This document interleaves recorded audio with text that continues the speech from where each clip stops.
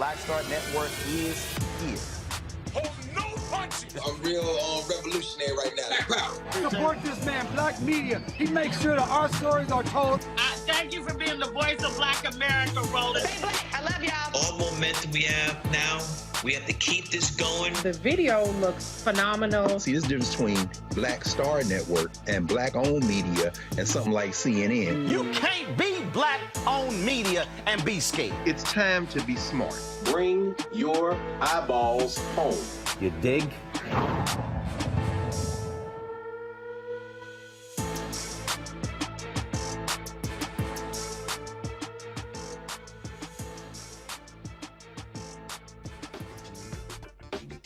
It's Monday, January 16th, 2023, the observation of Dr. Martin Luther King's birthday. I am Monique Presley, legal analyst and host of Make It Make Sense with Monique Presley, filling in for Roland. Roland was in Kansas giving an MLK speech at Wichita State. Here's what's coming up on Roland Martin Unfiltered, streaming live on the Black Star Network. We will show you what President Joe Biden had to say here in Washington, D.C., and his historic speech on Sunday at Ebenezer Baptist Church about Dr. King. A Boston statue honoring Dr. Martin Luther King Jr. and his wife, Coretta, is causing controversy. We will show you what the son of Dr. Martin Luther King Jr., Martin III, had to say about the debates about whether the statute commemorating the Kings is done in a flattering light or not. The family of Tyre Nichols, a Tennessee man who died after a traffic stop and confrontation with the Memphis Police Department, has hired civil rights attorney Ben Crump after Memphis Police say that the officers involved in the arrest may have administrative actions. We will hear from attorney Ben Crump about the details of this troubling case and much more. It's time to bring the funk on Roland Martin Unfiltered, streaming live on the Black Star Network. Let's go. He's got it. Whatever the biz, he's on it. Whatever it is, he's got the scoop, the fact, the find. And when it breaks, he's right on time and it's rolling. Best believe he's knowing. Putting it down from sports to news to politics. With entertainment just for kicks, he's rolling. It's on go, roll, roll, y'all. It's Roland Martin, yeah. Rolling with Roland now. He's funk, he's fresh, he's real, the best, you know he's Roland Martin now.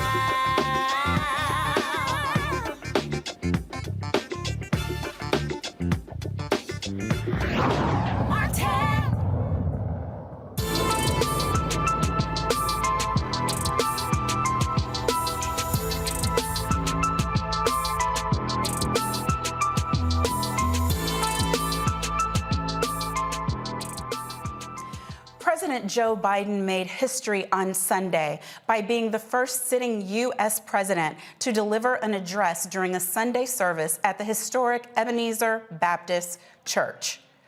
Ebenezer's current pastor invited President Joe Biden and Pastor Senator Raphael Warnock to come to honor Dr. Martin Luther King Jr. President Biden urged Americans to remember Dr. King's fight for justice and racial equality and how far we have come, but still how far we have to go. He focused on economic injustice, civil rights, and voting rights. Ebenezer Baptist Church is a historic church that Dr. King served as co-pastor from 1960 until his assassination in 1968. Today, President Biden spoke during the National Action Network Martin Luther King Jr. Day breakfast. Reverend Sharpton introduced the president and talked about the accomplishments of the Biden-Harris administration on social issues and economic progress. Joining me today is our panel, Dr. Omakamba Dibinga Sr., Professorial Lecturer, School of International Service, American University, Rebecca Carruthers, Vice President, Fair Elections Center, and Dr. Candace Matthews, Statewide Vice Chair, Texas Coalition of Black Democrats. Welcome, everyone. Good evening. Thank you. Good evening. Thanks for having us. I'm glad that you're here with us. I thought we were going to get to see some footage from what we would be talking about, but I hope that you guys got to listen to what the president was saying today. Which of you actually, and they're telling me they can play some of it. Before I talk to you about what the president said at the breakfast or at Ebenezer yesterday, why don't we take a look? I said I was going to help HBCUs that haven't been getting the help they need. You know, the folks at HBCUs are as competent as anybody else, but guess what? They don't have the laboratories. They don't have the funding because they don't have the endowments to build the laboratories for these good, new paying jobs.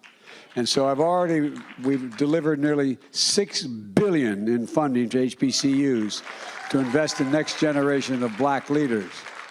That's a record, and that's a fact, and it's not going to stop. To help close the wealth gap, the racial wealth gap under Secretary Fudge, she is leading the effort. We're expanding efforts to build black generational wealth like every other person who's built their wealth. How'd they build it? Homes. They invested in the equity in their homes. That's how it got built. You know, if you build, in the last 25 years, if you build a housing development on one side of an interstate highway, and you built the same one on the opposite side, and one is predominantly black and the other is predominantly white, guess what? The value of the exact same home, built by the exact same builder, is more valuable on the white side of that highway than on the black side. That's a fact. So we're going to aggressively combat racial discrimination in housing, including working to restore the rule that says if a community gets a federal housing aid, it's not enough just to say it won't discriminate. It has to be meaningful, affirmative steps to overcome patterns of segregation and give everybody a fair shot that lives there. The same thing. And by the way, if you live in one of those neighborhoods and you have the same exact car I have in the other neighborhood, you pay more for your insurance than that side. No basis for it, none at all, other than you're black and I'm white. We're also working with leaders to strengthen programs to redress the negative impacts of redlining. One of the things I was a young county councilman, that's what almost lost me election, but I'm very proud of it, trying to take care of redlining and get rid of discrimination. We're launching a $1 billion pilot project funded by my bipartisan infrastructure law that Nancy made sure we got passed. Nance, thank you. We have to choose a community over chaos. Are we the people who are going to choose love over hate? These are the vital questions of our time and the reason why I'm here as your president. I believe Dr. King's life and legacy show us the way and we should pay attention. I really do. Dr. Martin Luther King was born in a nation where segregation was a tragic fact of life. He had every reason to believe, as others of his generation did, that history had already been written, that the division would be America's destiny. But he rejected that outcome. He heard Micah's command to do justice, love mercy, and walk humbly. And so often, when people hear about Dr. King, people think of his ministry and the movement were most about the epic struggle for civil rights and voting rights. But we do well to remember that his mission was something even deeper. It was spiritual. It was moral. The goal of the Southern Christian Leadership Conference, which Dr. King led, stated it clearly and boldly, and it must be repeated again now, to redeem the soul of America. I'm not joking. To redeem the soul of America. What is the soul of America? It's easy to say, but what is the soul of America? Well, the soul is the breath, the life, the essence of who we are. The soul makes us us. The soul of America is embodied in the sacred proposition that we're all created equal in the image of God. That was the sacred proposition for which Dr. King gave his life. It's a sacred proposition rooted in Scripture and enshrined in the Declaration of Independence. A sacred proposition he invoked on that day in 1963 when he told my generation about his dream. A dream in which we're all entitled to be treated with my father's favorite word, dignity and respect. A dream in which we all deserve liberty and justice. And it's still the task of our time to make that dream a reality because it's not there yet. We have to choose. We will be right back after this break to hear from our panel what they thought about the president's remarks yesterday and today. Happy MLK Day, everybody. Right back, Roland Martin Unfiltered on the Black Star Network.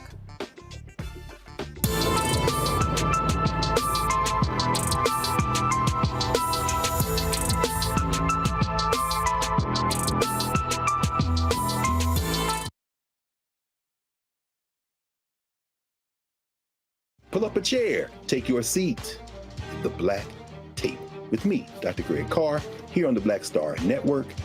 Every week, we'll take a deeper dive into the world we're living in. Join the conversation only on the Black Star Network. We're all impacted by the culture, whether we know it or not. From politics to music and entertainment, it's a huge part of our lives, and we're going to talk about it every day right here on The Culture with me, Faraji Muhammad, only on the Black Star Network.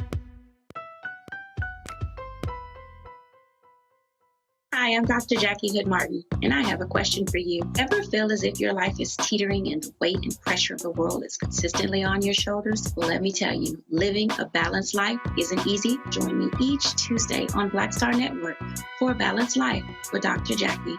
We'll laugh together, cry together, pull ourselves together, and cheer each other on. So join me for new shows each Tuesday on Black Star Network, A Balanced Life with Dr. Jackie.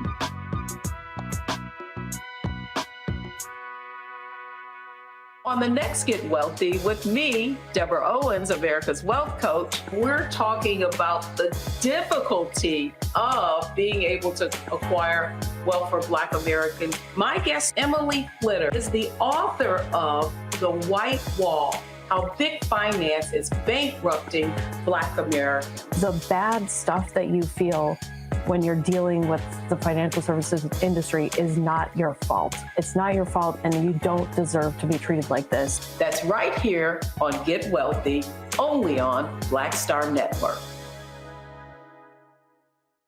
Folks, Black Star Network is here.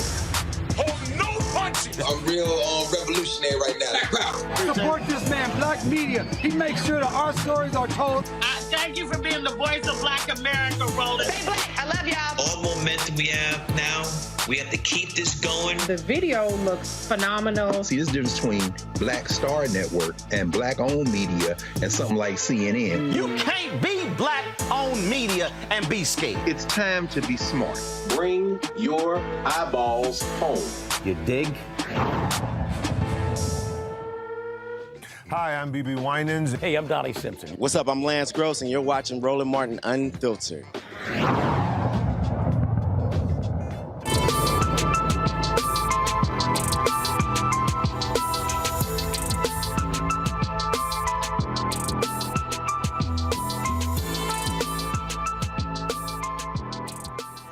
Across the nation, people celebrated the incredible life of Dr. Martin Luther King, Jr. In the 53 years since his 1968 assassination, we have progressed on social issues, but have lagged on economic justice. Economic injustice was one of the final issues Dr. King was striving toward and leading the movement toward when he was murdered in 1968. His speaking on the issue of progress in the northern cities versus the southern cities was a key principle of the next phase, or what he called the next phase of the mission for the movement. Dr. King also addressed the issue in his 1967 Three Evils of Society speech, stating, The problems of racial injustice and economic injustice cannot be solved without a radical redistribution of political and economic power. In the past 47 years, the racial wealth gap has increased. In 1968, the median black household had 9.4% of the wealth of the median white family. By 2016, that ratio had fallen to 8.7%. To discuss where Black Americans are in economic progress and to discuss even what this administration is doing about it, let's go to my panel. Welcome, everyone. Hey. Thank you. Hello. Hello. Happy MLK Day, everybody.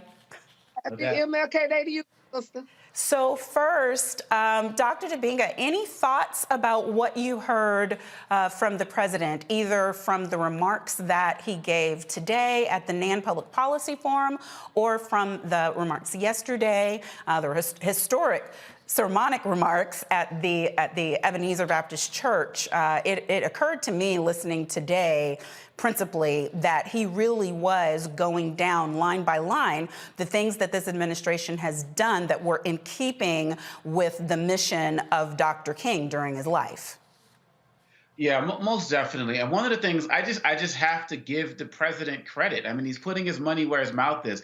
Countless times on this show, Roland Martin has taken a good 20, 30 minutes sometimes to break down what this administration has done for specifically HBCUs, because people wanted to put information out there that Trump has done more than Obama and so on and so forth. And now that Biden and his administration are speaking to this at a higher level and speaking to it directly, they need to do that. And we have to be honest, this is not the same Biden of 30, 40, 50 years ago. He said when he was inaugurated that he's not going to turn his back on the Black community. And of course, we continue to challenge him and push him in areas that we feel he needs to be pushed on. But he has come through.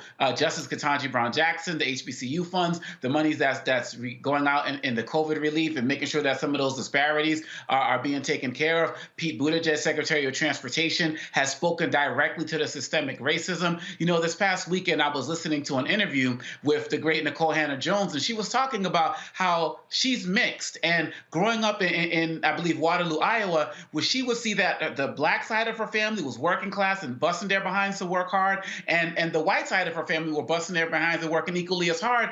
But what they were able to both achieve and have was just not the same. And that was when she started to realize at a young age that there were structural problems in our society that were preventing Black people from being able to get to the same level as white people. And Biden spoke on that directly. And quite honestly, lastly, let's just be clear. Dr. King also spoke on that when he talked about redistribution. He also talked about in many of his speeches about the need for reparations, even though those terms weren't used. So when other people like Republicans and other people don't know his story, only want to talk about the color of skin and content of character because that's the only quote they know, Dr. King was a revolutionary who was for Black empowerment and improvement in every way, shape, and form. And Biden's administration has been on that path. Still more to do, but they have definitely been on that path, and I feel like they should be commended for it. Absolutely. One of the things that struck me, Rebecca, was how big of a deal it is to have the person who holds the highest office in this country and the leader of the free world saying something like in a publicly covered address that the White House is covering by live stream, saying that just by virtue of living on a Black side of a highway as opposed to a white side, your property value is lower. Your gas is higher. I mean, these were things that couldn't even be acknowledged, or they wouldn't acknowledge publicly, never mind do something about them. Well, I'm glad that the president is speaking to those things. And as the leader of our federal government, he ought to, because it is because of the federal government that redlining took place. It is because of the federal government that Black families, the previous generation to that, weren't able to secure actual federal guaranteed funding in order to purchase homes. I think about my grandfather who fought at war, but when he came back, he wasn't able to access the VA loans to actually purchase a home. So my grandma and my mother and her 6 other siblings, they actually had to grow up in the housing projects because those things weren't available to all of the Black people in our country. So I do think it's important that Biden is speaking about that. I also hear his words about HBCUs, but I do want to remind the viewers that ever since the pandemic, 30% of all HBCU students are housing insecure. 50% of all HBCU students are food insecure. So I would like to see the federal government, specifically HUD and USDA, figure out what can we do to make sure that HBCU students have the basic necessities so they're actually able to study and to graduate and then to contribute to our economy. No, and I mean, obviously, nobody can disagree with you about that. I think he talked about the billions that have been spent so far on HBCUs and that they intend to do more, but we have to make sure that the funds that are being spent are spent on the areas that are most important, like ones that you mentioned. Dr. Matthews, we also heard some not so veiled comments today about his thoughts about this new Congress and whether we're going to see any movement forward or whether there are going to be more and more attempts to move backward. And he said quite blankly that if anything comes across his desk like that, he's going to be vetoing it. What more should we be seeing there from him? Well, first thing I would like to add is that, let's be clear, he was the very first sitting president to actually come and speak in Atlanta, Georgia at Martin Luther King's church. So that was really good. I really enjoyed that. I enjoyed that how he urged the Americans, people to remember King with his fight for justice and also equality, right? And then when he was speaking to the crowd, he was a little bit intimidated because he stated that he spoke to Parliament, he spoke to all of these other large groups of people, but he was intimidated to speak amongst Black people, and then he was humbled at the same time. So I agreed with a lot of the things that he said, however, but he did not commit to the voting rights that needs to be federal law that we need. He didn't say much about that at all. And so my deal is this. Okay, you claim you for the Black people. We put you in office. We voted you in. So now we need you to, let's get this voting rights together because you did not fully commit. We need you to fully commit. If you're talking about everything dealing with Congress, we need you to fully commit to ensure that our voting rights is protected. What does that mean? Because he said that we needed absolutely for the John Lewis Voting Rights Act and for the Freedom to Vote Act to be passed by the legislature. But what do you mean by fully commit? Because in his speech, he did not fully commit that that was what he was going to do. And so that's what raised the red flag. He can't do it. I mean, the Congress has to do it, and he called on them directly in the speech today. He talked about what he could do concerning the George Floyd Justice and Policing Act, what he could do about other things, but where voting is concerned, he called on them to get the job done and pass that legislation. I'm not really sure what else the administration can do there except for call on the Congress to do what it is uniquely their job to do. Well, the only thing, like I said, is that was the only thing that rung a bell with me. But anything else, he was dead on. I was completely in correlation with him. I just really need him to really put some fire under his belt to ensure that our voting rights is protected. And that's kind of where I am with that. Dr. Dibinga, one thing that's interesting to me that you touched upon is people always are talking about the Dr. King who had a dream. And the Dr. King who gave the speech at the Lincoln Memorial, and even my daughter earlier this week, you know, fully aware of all of the racism and the white supremacy and all of the things that are going on, started kind of teasing about the little Black children and the little white children sitting next to each other at her school. Oh, the dream is realized. And we had quite the heated round about her sarcasm, but I didn't miss her point. But that is because people try to leave Dr. King in 1963 at the Lincoln Memorial And I would dare say it's not 1963 at the Lincoln Memorial that even got him killed. What is it that we can do to bring more attention to the full breadth of Dr. King's message, the economic empowerment part of the message that is to this day unfulfilled? You know, one of the things that I was telling my children today, you know, I have 2 teenage daughters and you know, my son is 8, and I was saying that I don't really celebrate Dr. King Day because the principles that he fought for are things that I strive to do every day, just like all of us do every single day. All of us on this panel, the whole Black Star Network, we are in our best, as imperfect as we all are, as imperfect as Dr. King was, we are on mission to doing what he fought for. So what that looks like today is supporting organizations and networks like the Black Star Network, you know, applying the 7 principles of Kwanzaa every single day. Dr. King talked about the importance of Black banks. He talked about the importance of supporting Black institutions. He talked about, as Roland Martin says on this show many times, that individually we might be poor, but collectively we are rich. How many times have I heard stats about if you pull all the wealth of Black people together, we'd be like one of the top 10 richest countries in the world? That's what it looks like. But it also looks like continually fighting for political power and making sure, I mean, some of the top 4 largest cities in this country are governed by Black mayors, right? Fighting for things like that. Dr. King said that true integration is about the sharing of power, resources, and responsibilities. It's not just about saying that we're able to live into this particular neighborhood or we can get that job. And so that's also what it looks like today. And lastly, it looks like fighting for real justice and equality. People have their favorite Dr. King quotations after January 6th and Trump's administration. My favorite Dr. King quotation is, "You can't regulate morality, but you can legislate behavior." Fight for justice. Fight for making sure that people who break the law and try to overthrow this country are incarcerated, and fighting to make sure that people who stand in our way every single day no longer have the right to do that. Those are the three ways we honor Dr. King, in the economic sense that I talked about, in this political sense, and making sure that we're fighting every single day for that justice. And lastly, I just want to say,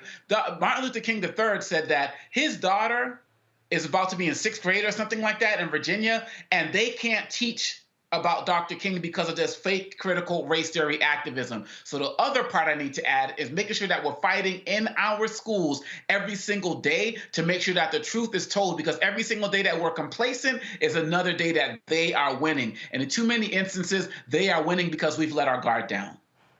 Absolutely. Absolutely. And certainly Dr. King gave the ultimate sacrifice of his life in furtherance of the cause for us all, for us even to have the opportunity that we have right now. I'm going to go to a break, and then when we get back, we'll hear what Dr. King thought about economic justice in his own words.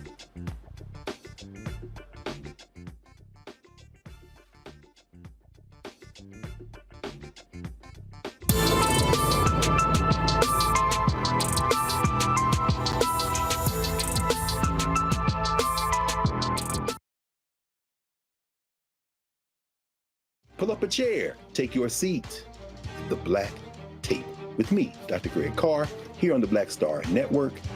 Every week, we'll take a deeper dive into the world we're living in.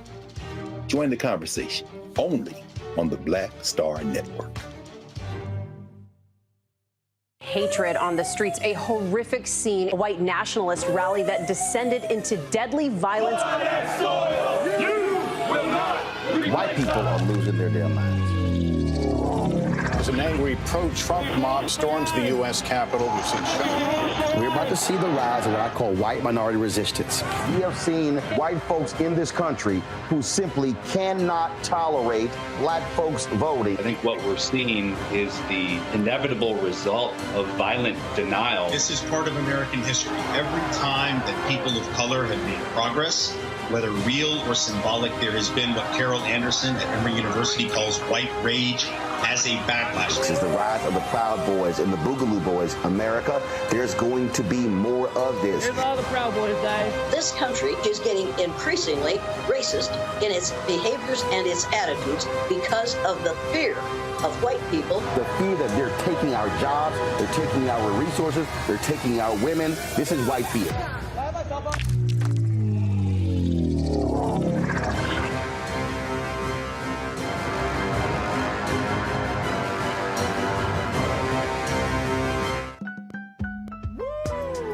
impacted by the culture, whether we know it or not. From politics to music and entertainment, it's a huge part of our lives, and we're going to talk about it every day right here on The Culture with me, Faraji Muhammad, only on the Black Star Network. Hi, I'm Teresa Griffin. Hi, my name is LaToya Luckett, and you're watching Roland Martin Unfiltered.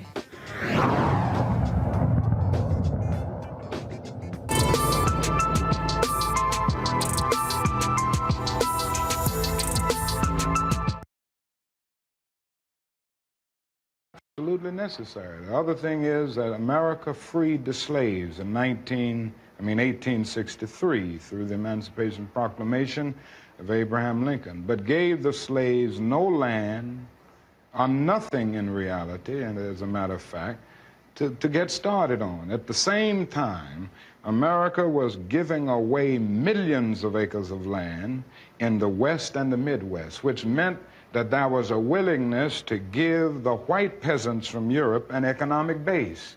And yet it refused to give its black peasants from Africa, who came here involuntarily in chains and had worked free for 244 years, any kind of economic base. And so emancipation for the Negro was really freedom to hunger. It was freedom to the winds and rains of heaven. It was freedom without food to eat or land to cultivate, and therefore it was freedom and famine at the same time. And when white Americans tell the Negro to lift himself by his own bootstraps, they don't look over the legacy of slavery and segregation. I believe we ought to do all we can and seek to lift ourselves by our own bootstraps, but it's a cruel jest to say to a bootless man that he ought to lift himself by his own bootstraps. And many Negroes, by the thousands and millions, have been left bootless as a result of all of these years of oppression and as a result of a society that deliberately made his color a stigma and something worthless and degrading. Apart from wanting to live better, which all of us want to do, to raise one's children in a better way, to be better, does the Negro in America know what he wants to be? I'm convinced that almost every Negro in this country, other than those who have been so scarred by the system that they've become pathological in the process, and we all have to battle with pathology. Nobody really knows what it means to be a Negro unless one can really experience it. And I know we all have to battle with this constant drain of a feeling of nobodiness. But in spite of this, I think the vast majority of Negroes in this country know that they want to be people, they want to be men, they want equality, period. It just boils down to that. And we haven't been able to be people. We haven't been men because of all of the conditions that we've lived with and the syndrome of deprivation surrounding conditions, whether it's in housing, in the economic area, or in schools, or in the vicious credit practices that we face in the ghetto, and all of the problems of closed doors and constant defeats. But in spite of all this, I think we all know, basically, that we want to be men. We want to be persons judged not on the basis of the color of our skin, but on the basis of the content of our character. But you know that many young Negroes don't want anything. This interview, this portion of an interview that we were able to see, I would encourage everyone to Google it, look it up, and find the 1967 NBC interview that was done of Dr. King. It's one of very few that were actually in color, and there's so much that is important that is discussed in there that I will try to weave through as we talk about some other issues tonight. But for now, one of the things that strikes me, Rebecca, is that Dr. King is saying, sure, tell us to pull up by our bootstraps if we have boots and if they have straps. And he's saying that in 1967, but the same can be said in 2023. Yeah, absolutely. Many things haven't changed. And what's so interesting watching all of these people support Dr. King today, and these are the same people who would not have supported him in 1968, right before he was killed. Even understanding that his popularity rating was like one of the lowest popularity or approval of any public figure at the time. He became very radical, and it was a good thing, because for Black Americans to be able to succeed in this country, for Black Americans to be able to actually build up our communities, to determine our own futures, it is going to take some level of radicalism. It also is going to take some reparations. It's going to take financial injections. It's going to take financial literacy. A lot of times we hear people saying that Black folks aren't as unified as other communities and we don't support Black-owned businesses, but those things simply aren't true. We don't have the infrastructure like other communities have for our dollars to stay in the Black community longer than 15 minutes, or to double or triple or quadruple or flip over 7 times the way it does in some Latinx and some white communities. And so we need all of these things, and we need champions who are willing to have those root cause conversations to acknowledge that we can't pull ourselves up by the bootstraps if we're not wearing boots. So it's very poignant, and the rest of that interview is so remarkable. Well, I agree with you. And Dr. Matthews, one of the things, which is why I keep saying to people, today it was the only parts of his speech that I posted because so many people, as I was saying to Dr. Dibinga, try to leave Dr. King in 1963 having a dream at the Lincoln Memorial. And he says in another part of this interview that when he looked back on that, when he had time to reflect upon it, that it was superficial in and of itself, that there had to be a solemn reality to go with the dream. What do you think that even in our own community, we recognize the breadth of what Dr. King ultimately was trying to move us toward in the mission? Well, I tell you what we learned in grade school, what we learned as far as universities and things of that such, I can say yes, but I was a little bit disgruntled when I seen a social media post where now we have people that are making posts of Martin Luther King having him with a blunt in his mouth. They have Martin Luther King with a twerk session. They have the Martin Luther King holiday where it is not a sacred holiday that we were raised with when we were coming up. So it's like we have to get these millennials, we have to get them kind of, by the coattail and be like, hey, this is a historical mark for us in the United States as Black people. Martin Luther King should not have a blunt in his mouth. Martin Luther King should not have a twerk session for MLK Day. And I was very upset about that. Dr. Dibinga, you work with young people all the time. What are your thoughts? I don't know if you heard me saying damn right like the whole time, because many of us have not done the best job in making sure that the legacies of our leaders and our people are preserved. I was listening to Dr. Malveaux, normally on the Monday panel with us, who was on the Sunday show with Jonathan Capehart on MSNBC yesterday. And one of the things she was saying was that she didn't realize that so many young people didn't know that Stevie Wonder's Happy Birthday song was for Dr. King. They just saw it as the Black birthday song, right? And so that's just a simple example along with what Dr. Matthews was saying. And this is why some of the challenges many of us had with Kanye, because many of us said that before Kanye was anti-Jew, he was anti-Black.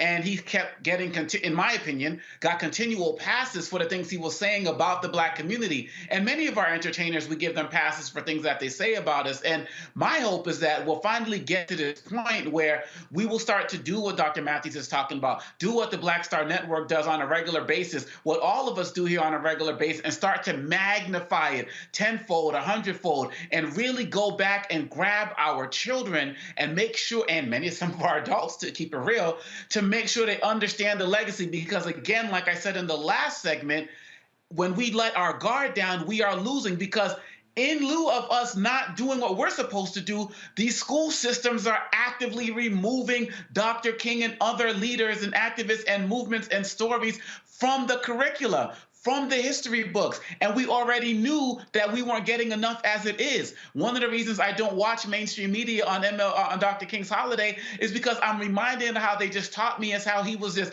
pacifist, turn the other cheek type of guy when he was one of the most revolutionary, and it turned me off to him when I was growing up as a kid. Then I got to learning from people like us, our stories, hearing people like Harry Belafonte talk about him and realizing that he was one of the most revolutionary people in the history of the planet, and learning stories about how Dr. King talked about how he feared he integrated his people into a burning house. And so, yes, our young people don't have the message. We can't blame the larger community anymore. It is our fault that we soil on some of the legacies of our people and we don't do enough to pass it on. We have to do more. Right, and I guess that would be my point. I don't know about grabbing their coattails. I don't know about grabbing their throats. I don't know about grabbing them, period. I know about sitting down in community and teaching them. I know that we need to be sharing with them. I understand the history of civil rights because my grandparents took time to teach it. My parents took time to share the lessons. So what I feel about voting, what I feel about community, what I feel about civil rights, it all was because in our family nuclear community and in our larger community, part of the responsibility of adulting for them was making sure that we knew. And so I feel, if anything, it's like my generation that has a responsibility to ensure that we are doing the same thing. And so when I look at people who don't understand it, I know they weren't taught it, because anytime that you get exposure to truth, then the truth magnifies, right? But so that is my hope, that for the ones, I'm not mad at anybody who doesn't get it, because to me, that's on me. The collective we, us, we got to do better. And we'll do better even in this show. When we come back, we're going to take another break, get the bills paid, and after that, we will be back with more on Roland Martin Unfiltered on the Black Star Network. Don't go anywhere.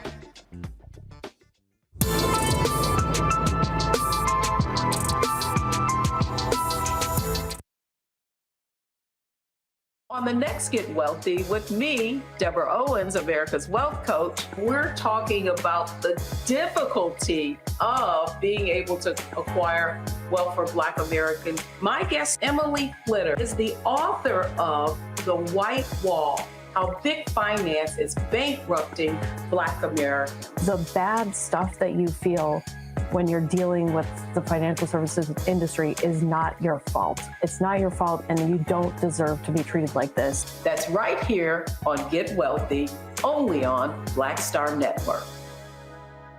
On the next A Balanced Life with me, Dr. Jackie, listen to this. Good fortune happens when opportunity meets planning.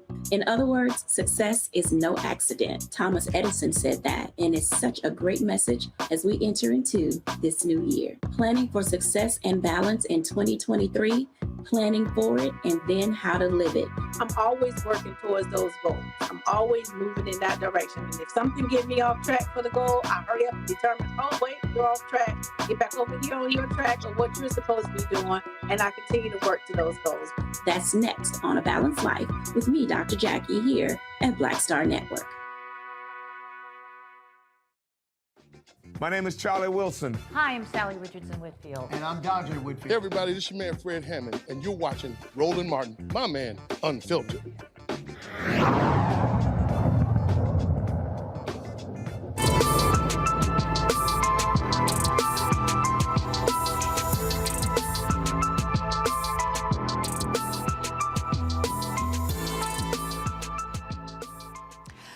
A Boston statue honoring Dr. Martin Luther King Jr. and his wife, Coretta Scott King, has sparked a debate about whether the commemoration of the Kings is flattering or not.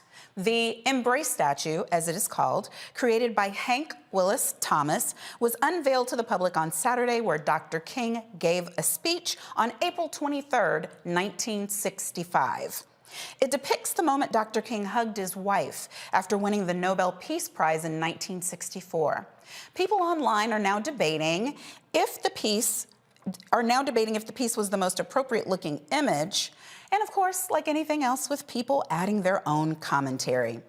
Martin Luther King III, Dr. King's son, was on CNN, and this is what he's had to say about the sculpture dedicated moments after to his Dr. King parents. was awarded the Nobel Peace Prize. I've got to ask you about something that was unveiled this week, and there's a monument called the Embrace that symbolizes a hug that your father and mother shared after he won the 1964 Nobel Peace Prize. It was unveiled in Boston just last week. There's been some controversy around it. You know, what did you think when you saw it? What do you think of it? Well, first of all, to me, I was certainly moved by the overwhelmingness, the large capacity of this sculpture. And one of the things our daughter said was, "Look, it represents love 360." You know, coming from a 14-year-old's perspective, people have. Yeah, it's subjective. Everyone has their opinions, but opinions are like butts. You know, everybody's got one. But my issue is, I think that's a huge representation of bringing people together. It's called Embrace, and I think the artist did a great job. I'm satisfied. Yeah, it didn't have my mom and dad's images, but it represents something that brings people together. And in this time of day and age, when there's so much division, we need symbols that talk about bringing us together. It's personal for me, because had my mom and dad not met in Boston, maybe I wouldn't be here. So I'm grateful, number one, that it talks about the love story. And so people will be debating about it for a long time, but for years. And then the other thing, final thing I'll say is, it also represents mom and dad.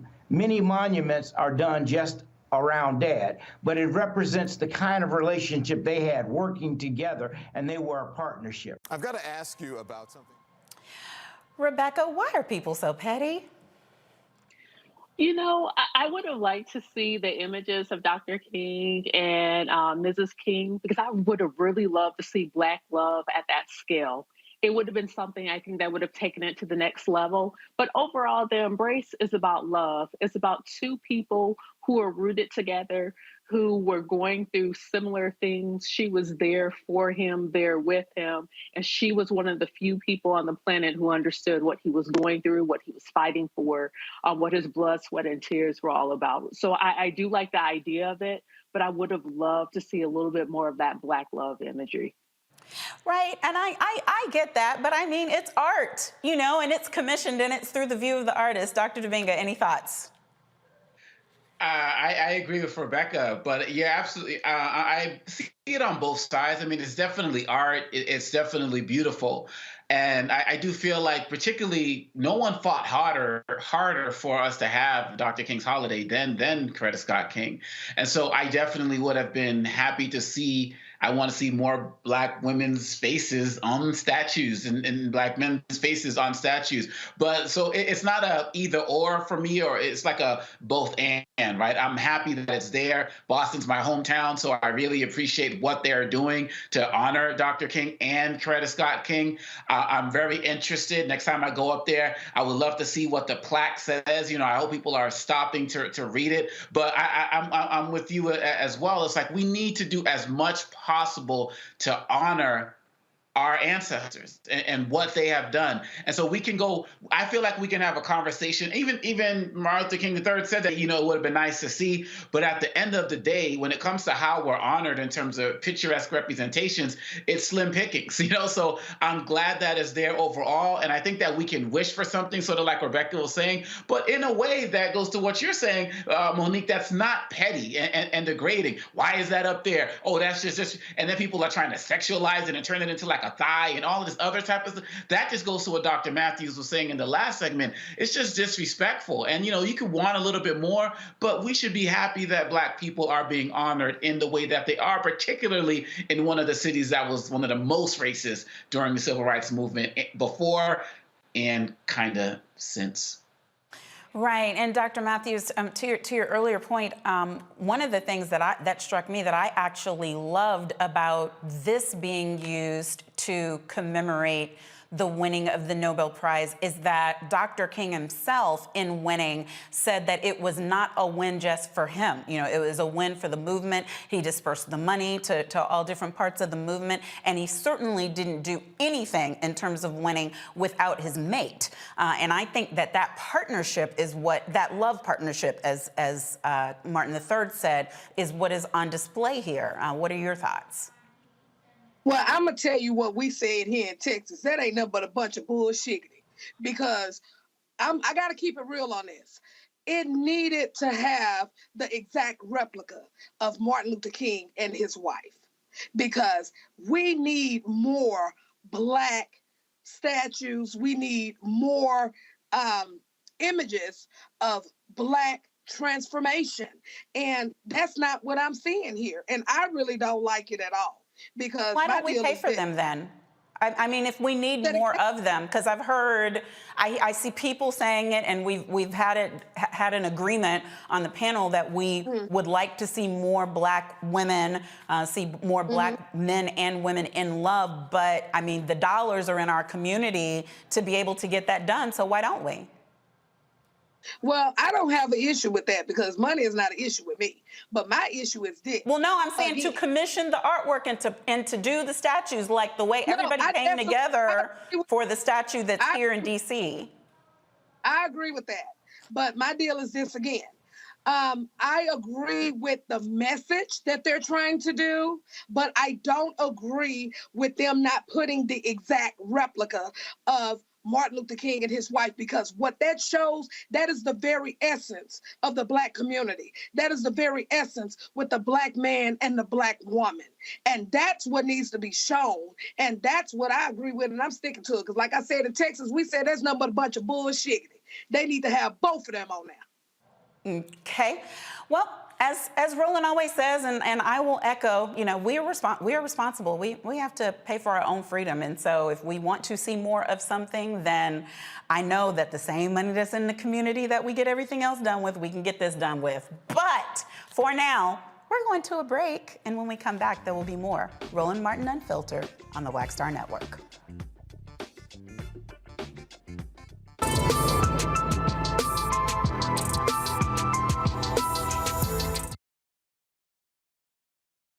Most people think that these television shows that tell stories about who we are as Black men, and then they paint these monolithic portraits of us.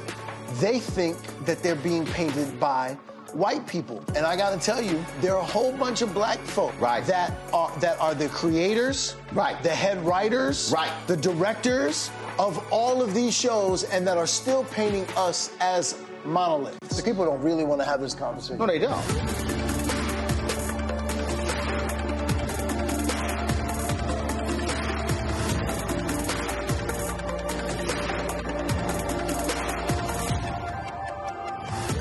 When you talk about Blackness and what happens in Black culture, we're about covering these things that matter to us, speaking to our issues and concerns. This is a genuine people-powered movement. There's a lot of stuff that we're not getting. You get it, and you spread the word. We wish to plead our own cause. Too long have others spoken for us. We cannot tell our own story if we can't pay for it. This is about covering us. Invest in Black-owned media. Your dollars matter. We don't have to keep asking them to cover our stuff. So please support us in what we do, folks. We want to hit 2,000 people, $50 this month, raise $100,000. We're behind 100,000, so we want to hit that. Y'all money makes this possible. Checks and money orders go to P.O. Box 57196, Washington, D.C. 20037-0196. The Cash App is $RM Unfiltered. PayPal is R Martin Unfiltered. Venmo is RM Unfiltered. Zelle is Roland at RolandSMartin.com. Hello, everyone. It's Kiara Sheard. Hey, I'm Taj. I'm Coco. And I'm Lily. And we're SWV. What's up, y'all? It's Ryan Destiny, and you're watching Roland Martin Unfiltered.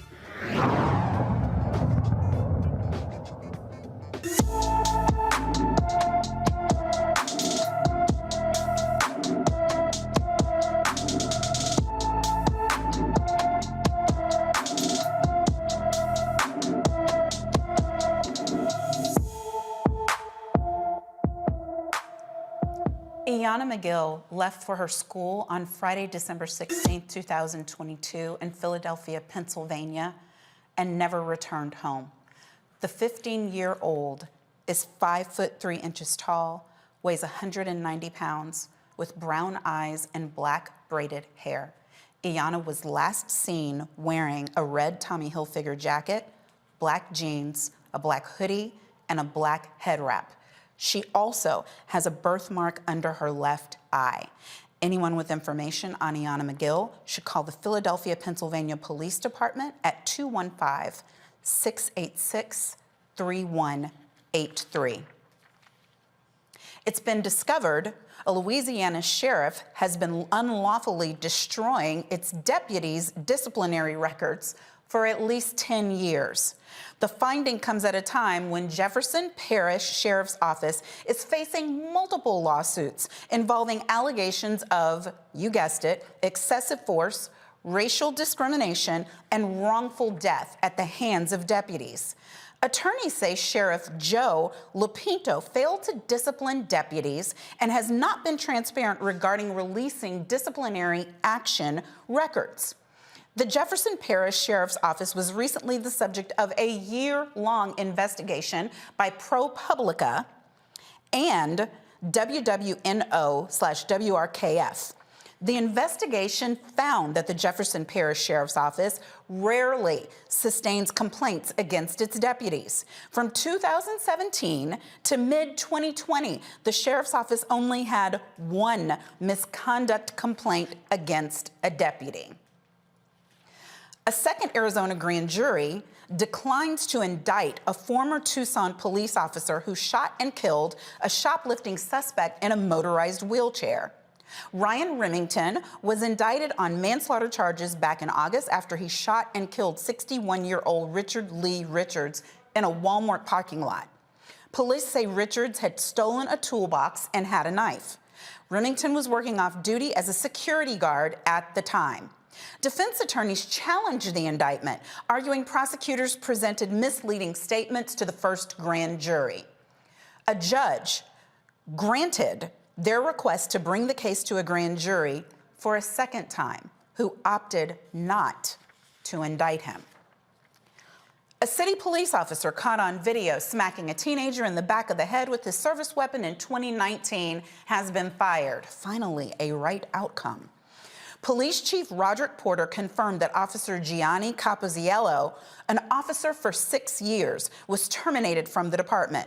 The chief said the decision to fire him was made due to a September 29, 2022 disciplinary hearing. Capoziello had initially been suspended for 20 days by then acting Chief Rebecca Garcia in connection with the incident for violating the use of the department's rule against the use of excessive force. We're going to take a quick break and be right back. You're watching Roland Martin Unfiltered on the Black Star Network.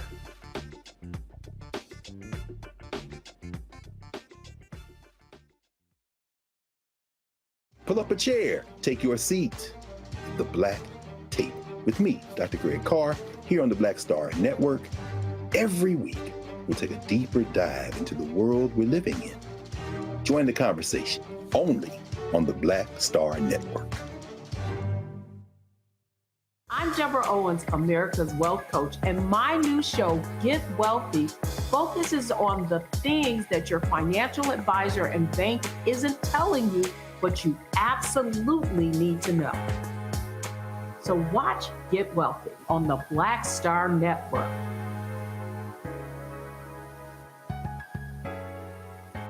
On a next, A Balanced Life with me, Dr. Jackie. Listen to this. Good fortune happens when opportunity meets planning. In other words, success is no accident. Thomas Edison said that, and it's such a great message as we enter into this new year. Planning for success and balance in 2023, planning for it, and then how to live it. I'm always working towards those goals. I'm always moving in that direction. And if something gets me off track for the goal, I hurry up and determine, oh, wait, you're off track. Get back over here on your track of what you're supposed to be doing, and I continue to work to those goals.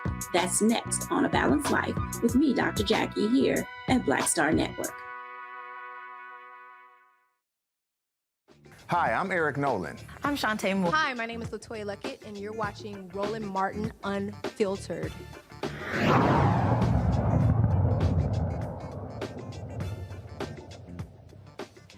A video is going viral on TikTok of a Virginia driver exposing a cop's record of racial profiling.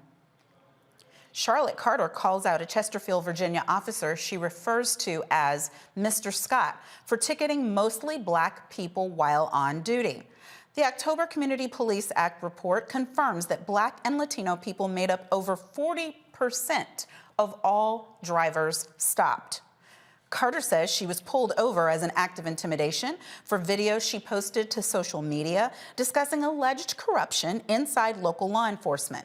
The Chesterfield Police Department dismissed Carter's claims, saying she has been arrested numerous times and is using the videos for attention. I want to go here back to my panel just about police misconduct generally, really, and the latest incidents that we just heard about, because in the video, yep, I'm coming back to the Dr. King video later on in the interview, he discusses how when you make a person a thing, when there is thingification of people, then it is easier to mistreat them, that it is hard to justify your wrongdoing. So you have to either turn the wrong thing into a right, or you have to make the people, the humans involved, not people at all, but chattel and things, and that the thingification of black people is what has led to many things, one of which he included was police misconduct. Dr. Dibinga, this to me seems exactly right.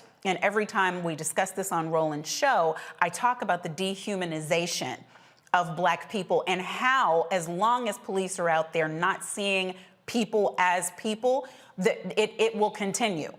We can do all of the know what to do, how to know your rights, stay alive, don't look at them, look forward, whatever, and none of that will work if the people who are out there with the guns and the badges do not see our humanity. I'm so glad you brought up the thingification aspect of the speech, because that was also one of the most impassioned part of the speech. I share it with my classes. I'm intercultural communication, and that is it's exactly true. And he also talked about, as we saw in the part that you did play, he talked about the black skin itself being stigmatized. And someone said on Twitter once, whenever your skin is viewed as a weapon, you're never disarmed. And so when you add that with thingification, people constantly looking at us as objects, it makes it easier to have stories like this happen. It makes it easier to have stories of black people who are unarmed, being shot, being murdered, and making advertisements on nightly news. We got the video, Laquan McDonald at 6 p.m. We got the video, Sandra Bland. Like they promote these things, but they don't do that for other communities, because when they see us, they don't see us as human beings. And so when you look at, but when we talk about it, we're talking about these situations because they're our family members. And many of us have lived through it in some way, shape, or form, either through direct experience, experience of our own family, or experiences in our community. So it's a different type of appreciation or respect. And I will also say that going to the segments that you've shown, going back to the last break about the Louisiana sheriff not reporting statistics, we have to also understand that we live in a society where 88%, according to the FBI, of police departments across the country do not report hate crimes. And it's been declining for about 3 years. So really, at the end of the day, what's happening with that Louisiana sheriff is happening all across the country, where they're getting rid of information or failing to report it because they don't see what's happening to us as well as other communities as important. And that's why we have to keep fighting for the George Floyd Police Act, because some of the things that are in that bill would remedy some of the things that are happening as it relates to police being fired and not being able to go down the street and get hired again, making sure that the proper statistics are being kept across these departments, and making sure that when officers like that Louisiana sheriff are doing what they're doing, they are also penalized. Like Dr. King said, you can't regulate morality, but you can legislate behavior. They need to be fired, locked up. I have actually a follow-up question with you about that, Dr. Dibinga, because as one thing that I'm proud of, I'm sure I've mentioned when we've been on the show together before, is you taught my children. So I have confidence in what you can share with us, but I am concerned when you were talking about the videos, right? And how we're seeing them, and we're seeing us killed. And it's like a game. It's like sport. I am concerned that the very thing that many in civil rights circles and in movement circles believe is necessary and are probably correct is necessary for the masses to actually believe something. It's that same thing now that is traumatizing us and further dehumanizing us, even in our own communities. What solutions can you offer for that? Well, one of the things we have to understand is that this is part of America's history. I mean, this is a country that actively mailed postcards of lynchings, and they were sent to people having these picnics at these lynchings that people brought their children to, and they would send them out on postcards that were mailed by the United States Postal Service to different places. That this was just a regular thing to do, like you're going to a parade for a team that just won a championship or something. What we have to do is we have to actively fight for these videos and things to not be shown on loop. You can go on YouTube right now and make a playlist of unarmed shootings of Black people. And we have to call for that. And again, Dr. Matthews is just so on point on this when she talked about Dr. King with a blunt. We also have to start demanding it in our own spaces, to World Star and all of these places not putting up these videos. We have to start as we demand that they treat us with more dignity in how they show these videos. We have to start doing it ourselves, because remember a couple of years ago, and I believe in Virginia, where a white woman got killed. She was broadcasting live on television, and every news station said, out of respect to our family, out of respect to her family, we're not going to show the killing. But the man who shot her was a Black man, and after he killed himself, they showed a picture of him being placed into the ambulance. So there's a double standard as it relates to the seeing of Black death. We have to start demanding that. At the end of the day, this is re-traumatizing our community. Harvard and other places have done research that whenever these videos are shown, there's a community effect of trauma. I talk about this in my upcoming book, Lies About Black People, as well. If we want to get rid of the thingification that Dr. King talked about, then we have to demand that the media stop thingifying us. Yeah, and Rebecca, I hear and I echo everything that Dr. Dibinga is saying, but the other thing that I know is true, that I'm sure one of our guests, if he was allowed to talk about it, Dr. Ben Crump, Attorney Ben Crump, would say is if there had been no video where George Floyd was concerned, nobody would have believed it. So how do we ride the ride in the middle, Rebecca?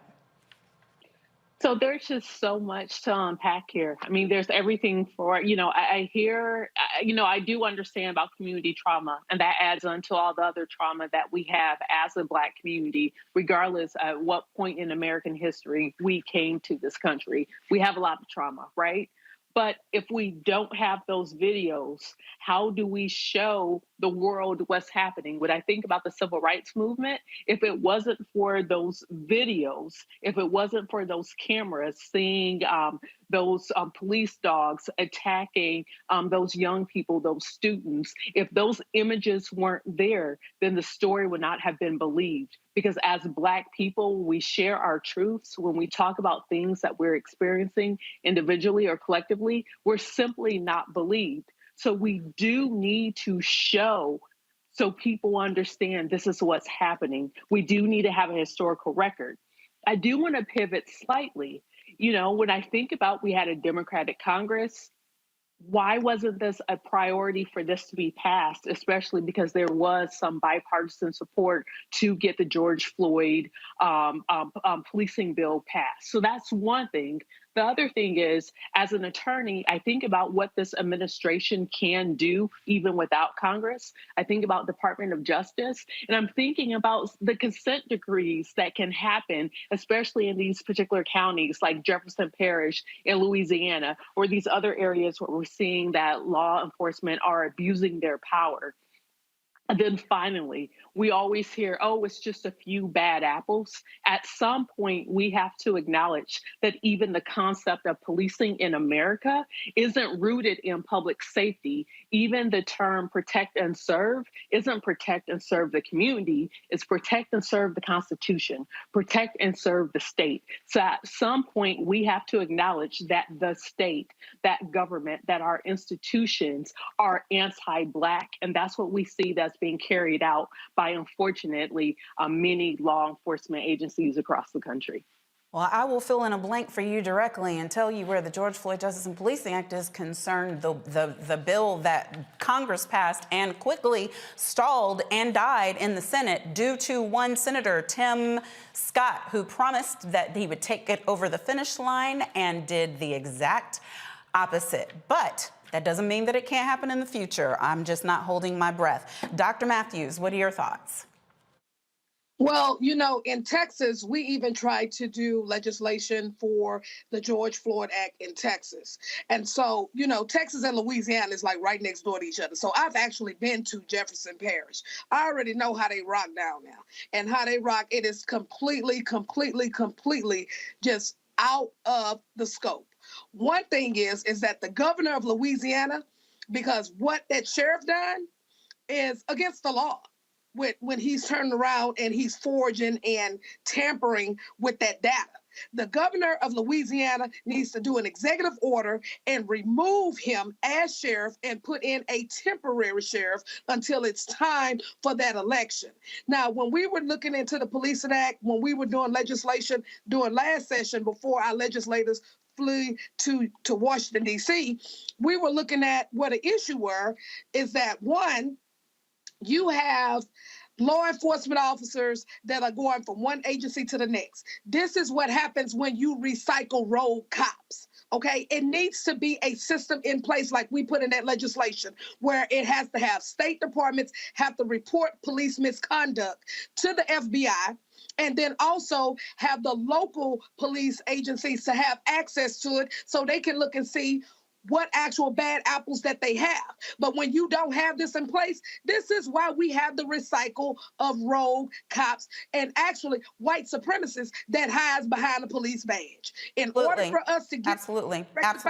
And they cross jurisdictions and they kill in the next jurisdiction. And we've watched it happen time and time again. But you know what? They do that in Texas all over the place. Because I'm gonna give you one prime example, and I'm gonna share the. You can give it to me after the break. We got to go to a break, and I got to read one story real quick.